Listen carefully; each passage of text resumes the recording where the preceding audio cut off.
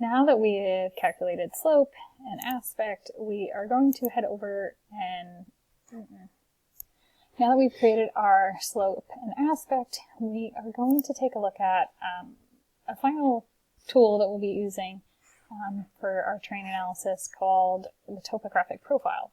So a profile is going to show the change in elevation of a surface along a line, and it will be a graph. So you'll get a graph that shows your change in elevation. I don't know why. There we go. So we can see here again we have the National Park, Grand Canyon, and I've changed the symbology a little bit just to kind of see those high areas and low areas. So this is something that if we had, which would be cool if I thought to grab it, but if we had the trail going across the north to south rim of the Grand Canyon, we could check the elevation changes along that trail. We could use that line feature. Since we don't have that line feature, we can create a line feature and identify the steep slopes or the change in elevation along that line. So we'll just look north to south across the Grand Canyon to see the elevation changes. So the first thing we need to do is go to our Analysis tab in the Geoprocessing Tools. We're looking for the Ready-to-Use Tool Profile. Now, if this tool is grayed out for you or you don't have this option, let me know. It's probably something I have to set on my end, but do make sure that you're signed into our organizational account. So click Profile. This is where it's asking you to start creating this profile. The first thing we have to do is create a line feature. This is where if we had that trail, we could go ahead and click Browse to add that trail in. Since we don't, we can create a line by clicking on the Create Features button that you see, the little pencil. We'll click on here, and hopefully you can see my cursor's changed into a cross or plus sign. So what we'll do is we'll just go north to south across the canyon here. And we'll double click to end that line. So you can see that we've created this line. That's the first step. We've created a line, but this line has no information. If we open the attribute table, it'll just have the length of the line. What we need to do is add that elevation data to it. To do that, we will use the tool Interpolate Shape, and we'll use the input surface of our DEM.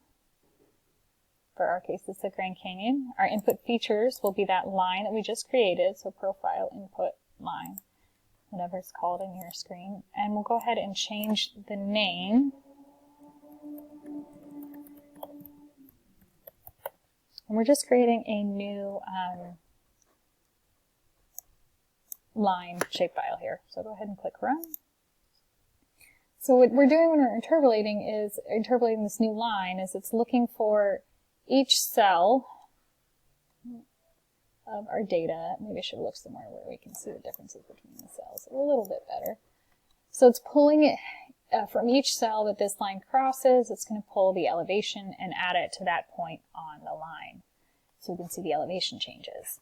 So if we open here now, we still have shape length, but we do have elevation associated with this line now. So what we can do is go to our graph option or chart options, right click on the layer name in the table of contents, the one we just created, go to Create Chart, Profile Graph. And from here we can see from the north to the south rim what the elevation changes look like across the Grand Canyon. Now, let me go ahead and make this bigger, because we can also from here, what you'll be doing in your lab is changing the labels on this graph and things like that. So we can go to our format and we can change it to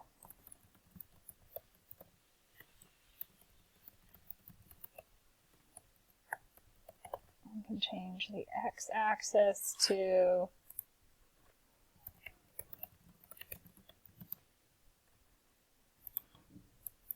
citation. We don't have a legend. We don't need a description. If you wanted to change the color of the line or the color of the symbol, the font, the text, so any of the text on it,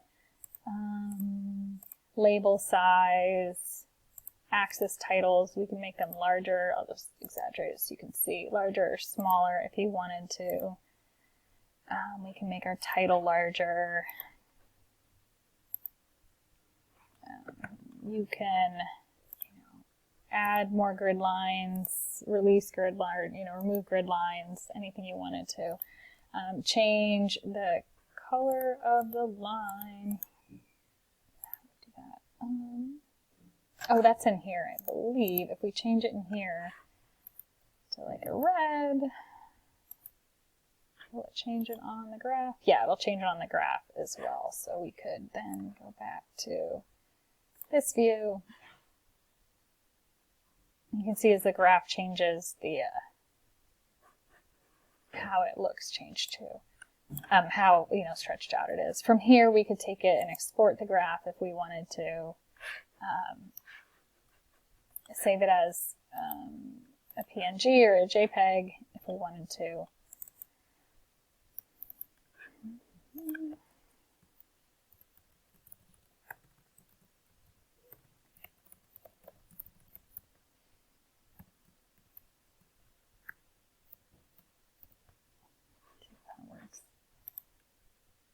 And then when if we were to create a layout,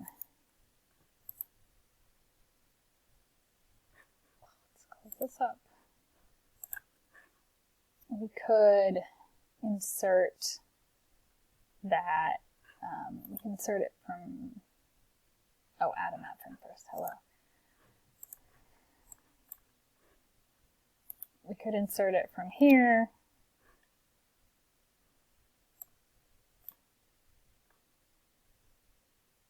And we need to adjust it to get all the words on there. We could also insert it as an image.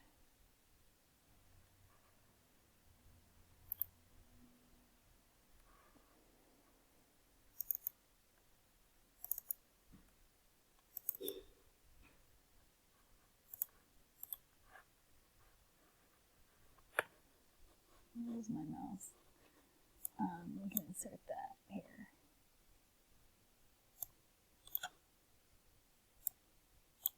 So this will maintain the extent that you set when you exported the image. So it's maintaining the extent we saw down here. It's not popping up right now. So this will give you, if you insert the chart frame, it gives you a little more options for, editing the chart. You can still edit it in here.